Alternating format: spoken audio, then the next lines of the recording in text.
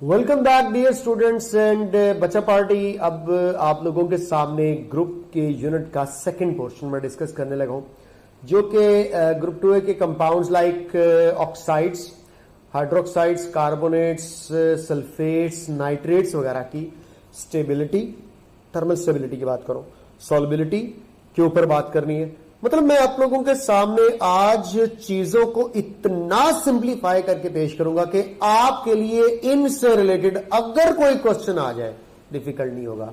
I am damn sure about it 110%। आइए ये चमत्कार आप लोगों के लिए जो है वो कैसे होता है, इसको जरा इस वीडियो में डिस्कस करते हैं। ये मैं आपसे पहले डिस्कस कर चुका हूं प्रीवियस वीडियो में कि ऑक्सीजन के साथ रिएक्शन करके जो है वो ऑक्साइड्स बनने हैं, सिंपल ऑक्साइड्स होंगे, जिसमें जो बेरिलियम है ये बहुत कम जो है वो अफिनिटी शो करती है ऑक्सीजन के लिए, क्योंकि वो उसकी एक ऑक्साइड लेयर बन जाती है जो कि फर्दर ऑक्सीजन की पेनिट्रेशन को रोक देती है और फर्दर जो है बेरिलियम जो नीचे वाली होती है ऑक्साइड लेयर की वो बच जाती है रिएक्शन करने से। ये तो सारी बात है। फिर वाटर के साथ रिएक्शन करके ऑक्साइड्स, फिर नाइट्राइड्स, फिर हेलाइड्स, सब कुछ बता दिया।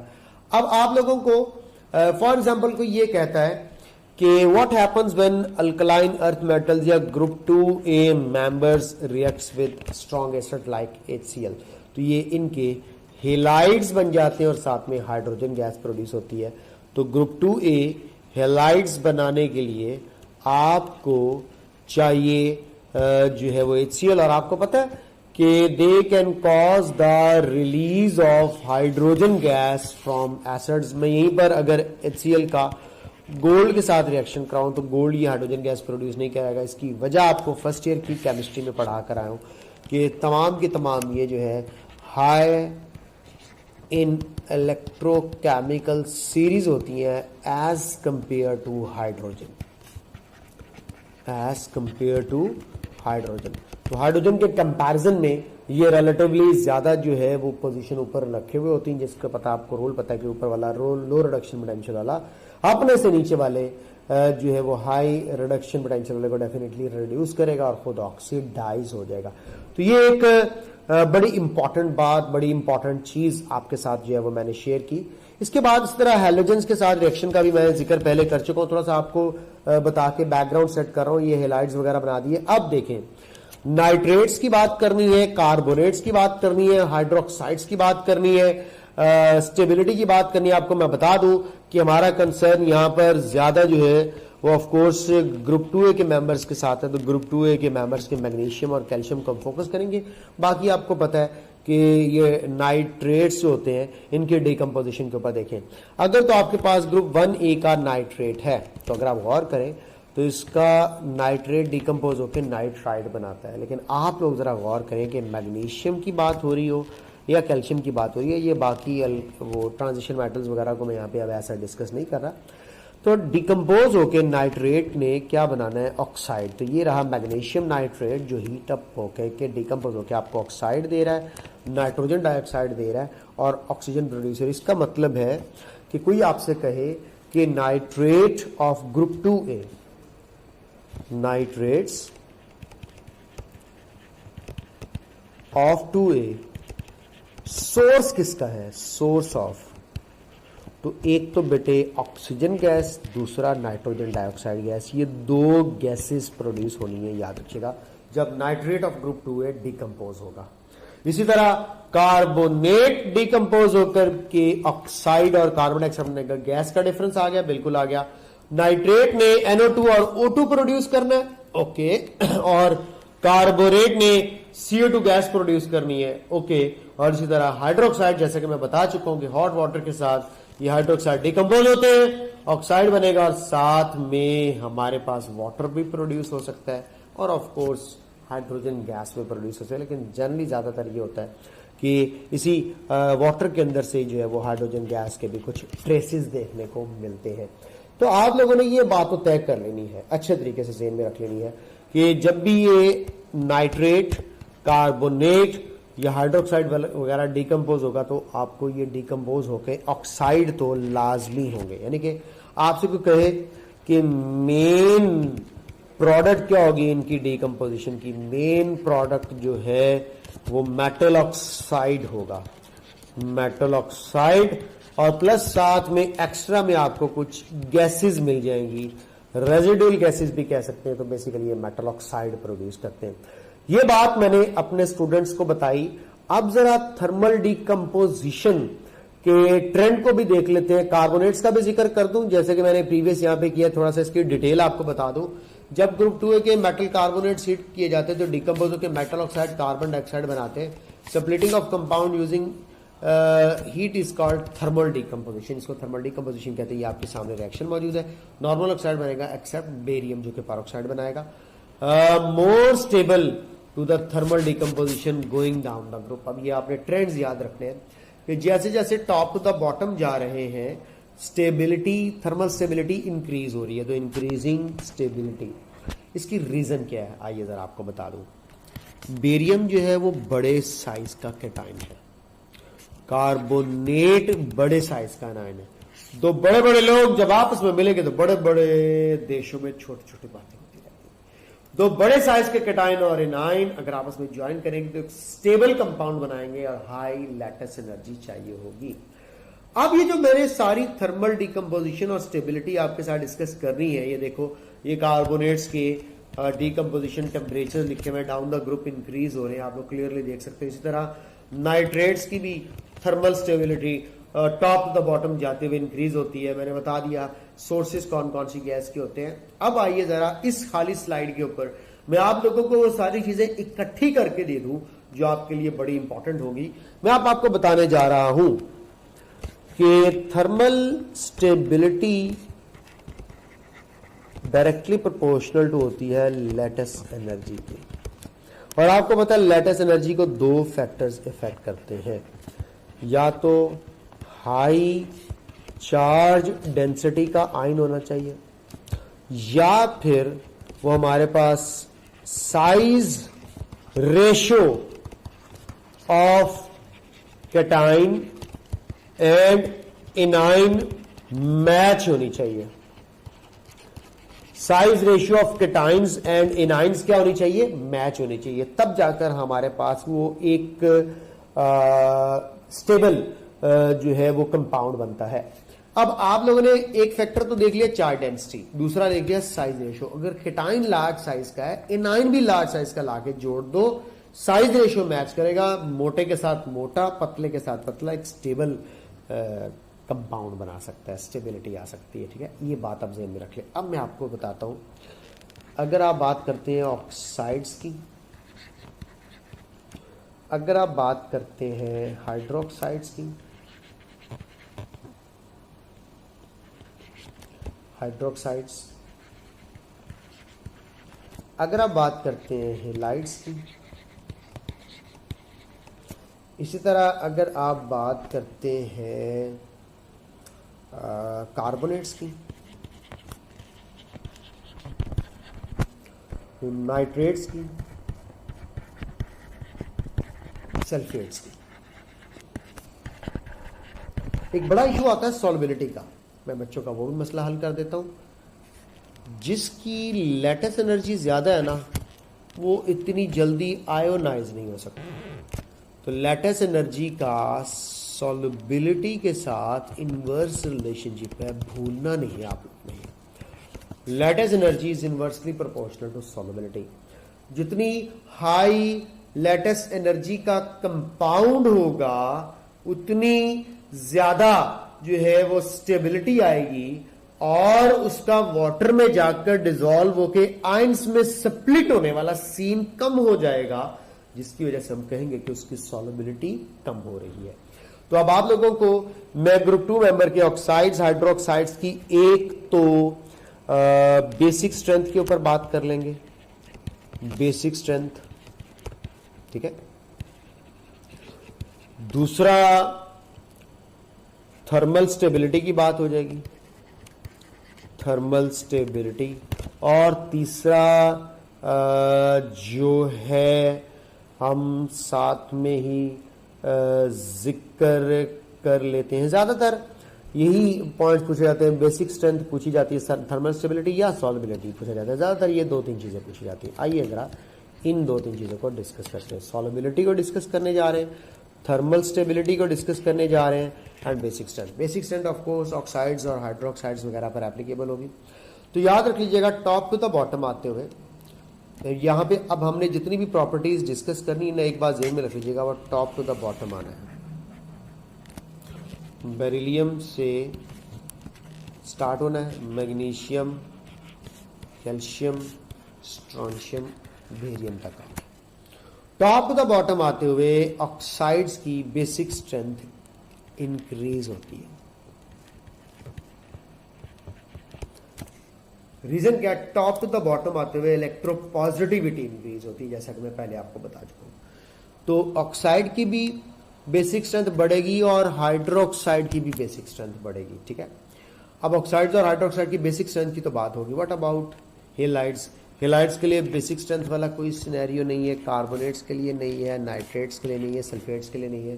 ये बेसिक स्ट्रेंथ वाला जो सिनेरियो था, ये या तो ऑक्साइड के लिए था या हाइड्रोक्साइड के लिए था। आगे आ जाते हैं थर्मल स्टेबिलिटी। एक बात ध्यान में रख लीजिएगा, बेरिलियम का ऑक्साइड स्टेबल है, इसीलिए ये जो कार्बोनेट्स बाइकार्बोनेट्स है बेरिलियम के, ये इतनी जो है वो क्विकली अगर हम देखें तो डिकम्पोज होते हैं या नहीं होते, ये बात अब आप लोगों को मैंने सिखा देनी है।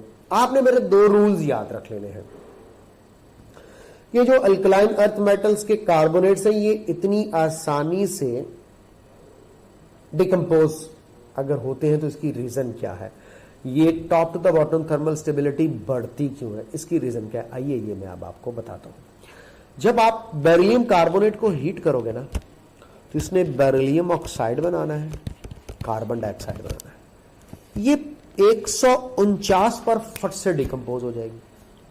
मैग्नीशियम जरा टाइम लगाती, कैल्शियम और स्ट्रोंशियम और बेरियम, और क्या वजह है यार, क्यों आसानी के साथ ये डिकम्पोज नहीं होते? बेरिलियम का ये जो ऑक्साइड बनता है, तुम्हें पता है ये स्टेबल ऑक्साइड है, स्टेबल ऑक्साइड है, ये एक स्टेबल ऑक्साइड है। जब प्रोडक्ट स्टेबल होती है तो रिएक्टेंट की कोशिश होती है बड़ा तेजी से फास्ट रिएक्शन शो करे और फट से प्रोडक्ट में कन्वर्ट हो जाए, क्योंकि product is more stable as compare to reactant. तो तय कर लो ये बात कि बेरिलियम का ऑक्साइड एक स्टेबल ऑक्साइड है, जैसे कि हम लोगों ने पढ़ा कि फर्दर वो रिएक्शन के अंदर पार्टिसिपेट ही नहीं करता, स्टेबिलिटी यहां से भी प्रूव हो सकती है।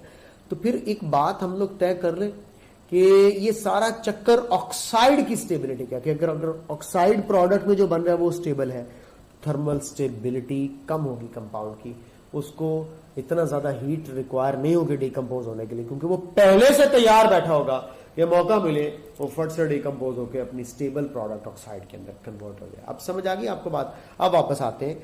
अब आपको यहां पे मैं बड़ी हेजिटेशन के बगैर ये बात समझा सकता हूं। थर्मल स्टेबिलिटी ऑक्साइड की बात करें तो बेरिलियम ऑक्साइड स्टेबल होगा, नीचे वाले अनस्टेबल होंगे। तो मैं कह रहा हूं कि thermal stability decrease down the group, यानी कि बेरिलियम ऑक्साइड मोर स्टेबल होगा as compare to barium.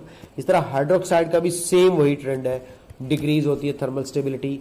Halides की भी थर्मल स्टेबिलिटी डिक्रीज होती है, वजह वही चार्ज डेंसिटी, यहां की वजह चार्ज डेंसिटी है। लेकिन अब कार्बोनेट्स, नाइट्रेट्स और सल्फेट्स वगैरह को जब आप हीट करते हैं तो ये ऑक्साइड्स प्रोड्यूस करते हैं। अब आपको पता है कि ऑक्साइड जो है वो बेरिलियम का स्टेबल होता है, तो वो इतनी आसानी के साथ जो है वो डिकम्पोज हो जाएगा एज कम्पेयर टू कि वो जो बेरियम वगैरह के ऑक्साइड्स हैं वो डिफिकल्टी जनरेट करते हैं, क्योंकि उनके ऑक्साइड्स इतने ज़्यादा स्टेबल नहीं होते।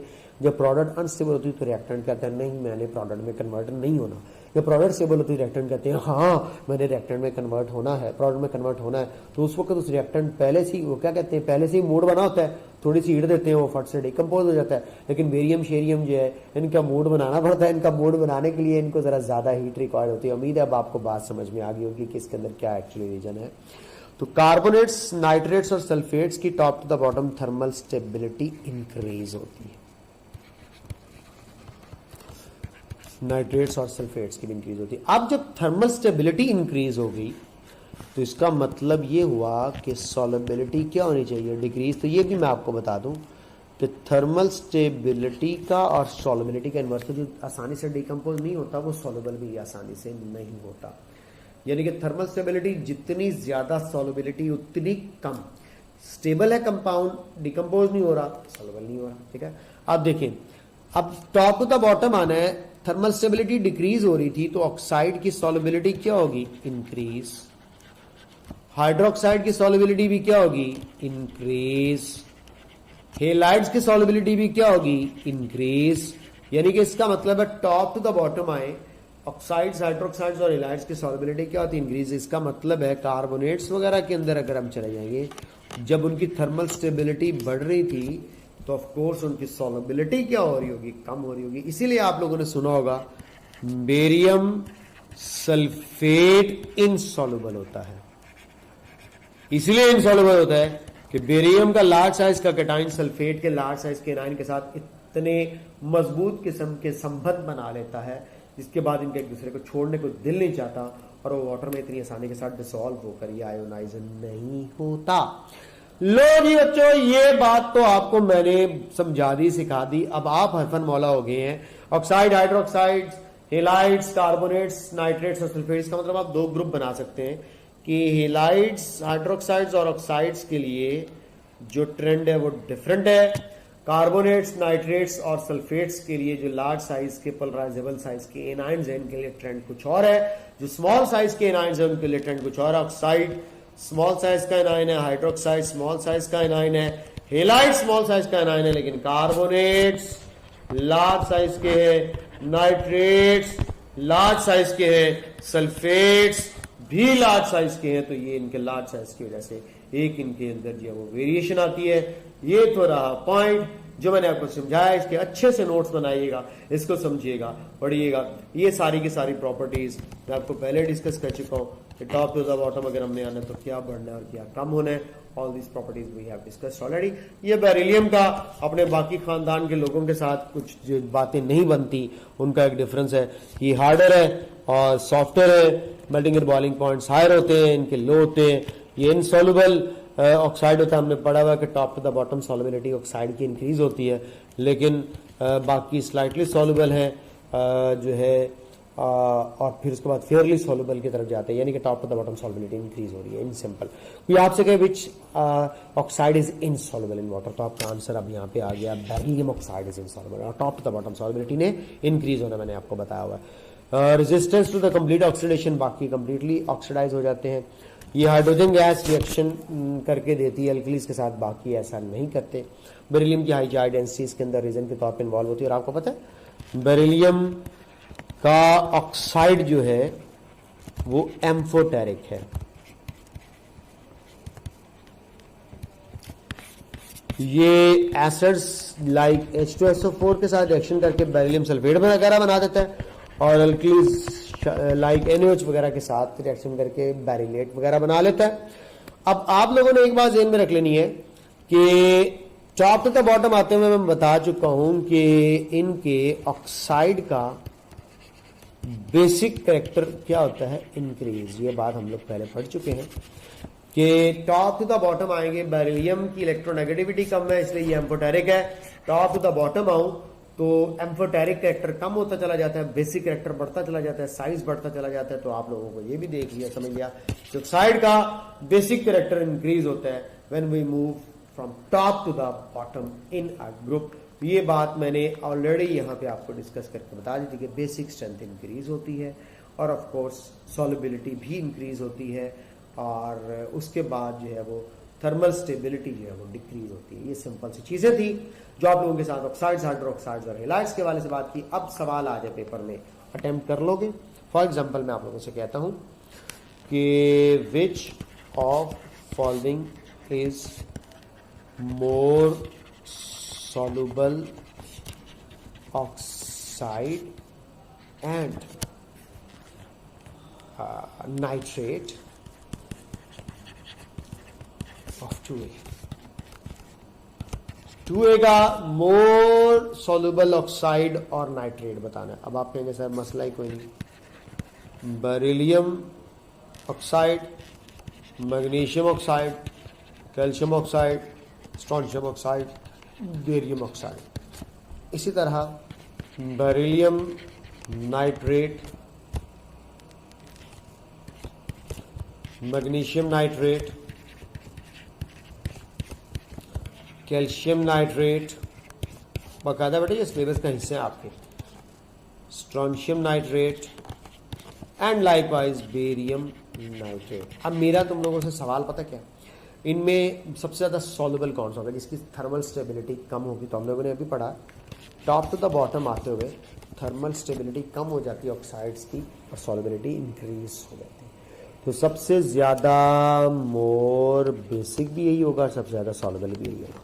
तो बेसिसिटी और सॉल्युबिलिटी मैंने आपके साथ में रिलेट करी, यानी कि आप एक और बात ऐड कह सकते हैं कि बेसिक स्ट्रेंथ का सॉल्युबिलिटी के साथ डायरेक्ट रिलेशनशिप है, ये बात तो भूलने वाली है। इसी तरह नाइट्रेट्स की बात करें तो हम लोगों ने पढ़ा हुआ है कि जो स्टेबिलिटी है वो टॉप टू द बॉटम बढ़ती है तो सॉल्युबिलिटी क्या हो जाएगी? कम हो जाएगी। तो इसमें हमारे पास बेरियम नाइट्रेट जो है, या बेरिलियम नाइट्रेट जो है वो ज़्यादा सॉल्युबल कंसिडर किया जाएगा as compare to barium nitrate, क्योंकि बेरियम नाइट्रेट एक स्टेबल कंपाउंड है, ये इतनी जल्दी सॉल्युबल नहीं होगा। तो इधर बेरिलियम की सॉल्युबिलिटी ज़्यादा तो इधर बेरियम के ऑक्साइड की सॉल्युबिलिटी ज़्यादा। ये बातें कभी ना भूलना, ये कोई आपको इतने अच्छे से पढ़ा रहा है, आप समझ तो गए होंगे मैं क्या कहना चाह रहा था। ख्याल रखें, पढ़ते रहें, अगली वीडियो देखें हैलोजेंस के बारे में। खुदा हाफिज़।